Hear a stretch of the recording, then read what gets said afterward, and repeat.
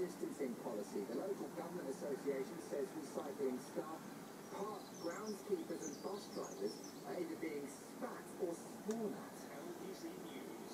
Weather. Dry with sunshine in the south, some showers in the northeast, highs of 40 degrees. I'm Lucinda Horsley. I've got a full forecast in the next 15 minutes. LBC News. Travel. The M23 northbound in West Sussex and Surrey is closed until Monday morning from junction 10 to Crawley to the M25 for roadworks.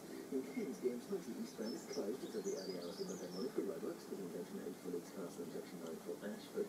The M4 westbound in Berkshire is closed this weekend, with junction 13 and 14, that's Keighley to Hungerford because of roadworks. On the M25, Clockwise in Hertfordshire, and it's closed, the car's broken down at junction 24 for Potter's Bar.